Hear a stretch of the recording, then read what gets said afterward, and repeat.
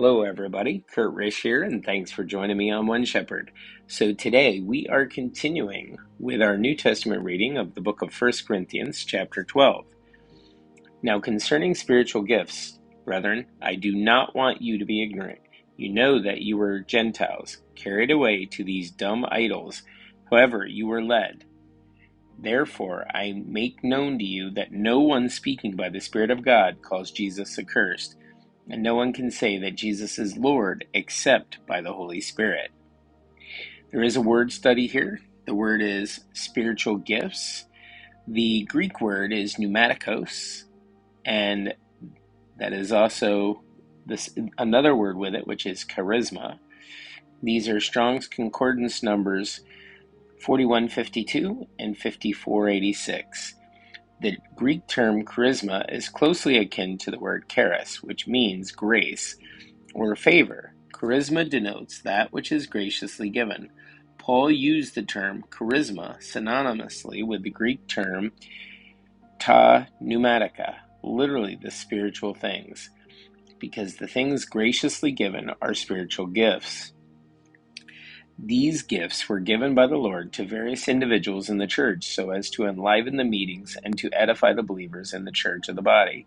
Each and every member has been gifted with at least one kind of charisma, whether it be the gift of teaching, prophecy, exercising faith, healing, performing miracles, discerning spirits, speaking in tongues, interpreting tongues, or other gifts. Okay, let's continue with verse 4. There are diversity of gifts, but the same Spirit. There are differences of ministries, but the same Lord. And there are diversities of activities, but it is the same God who works all in all. But the manifestation of the Spirit is given to each one for the profit of all.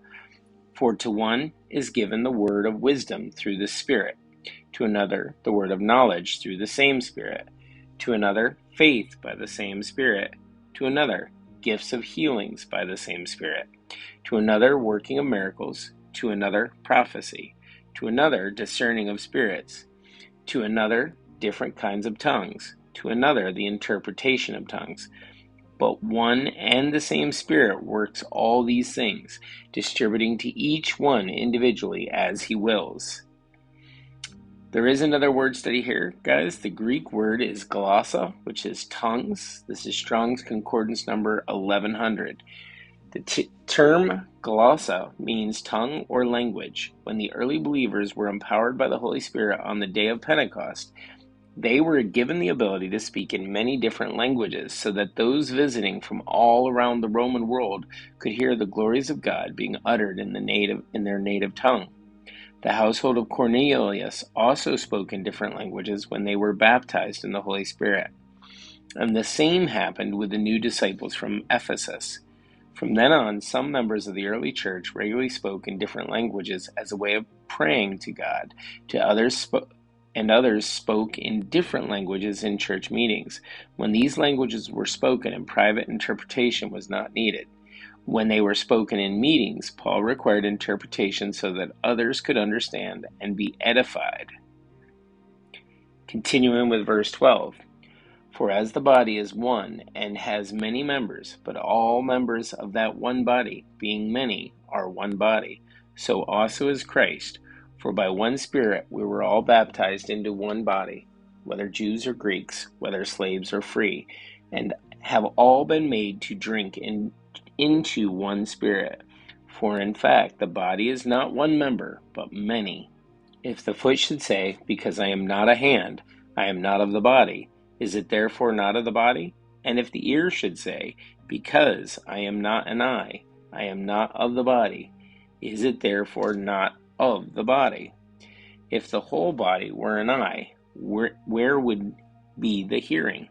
If the whole were hearing, where would be the smelling? But now God has set the members, each one of them, in the body, just as he pleased. And if they were all one member, where would the body be?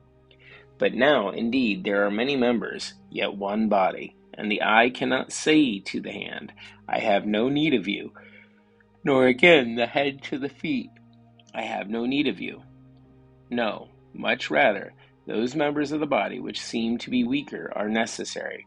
And those members of the body which we think to be less honorable, on these we bestow greater honor. And our unpresentable parts have greater modesty. But our presentable parts have no need. But God composed the body, having given greater honor to that part which lacks it, that there should be no schism in the body, but that the members should have the same care for one another. And if one member suffers, all the members suffer with it. Or if one member is honored, all the members rejoice with it. Now, you are the body of Christ, and members individually, and God has appointed these in the church, first apostles, second prophets, third teachers, after that miracles, then gifts of healing, helps, administrations, varieties of tongues. Are all apostles? Are all prophets? Are all teachers? Are all workers of miracles? Do all have gifts of healings? Do all speak with tongues? Do all interpret? But earnestly desire the best gifts, and yet I show you a more excellent way. Guys, that's it for our New Testament reading of 1 Corinthians chapter 12. Thanks for joining us. Be sure to like and subscribe below. If you have any comments or questions, please put them below. May you have a great day, and may God bless.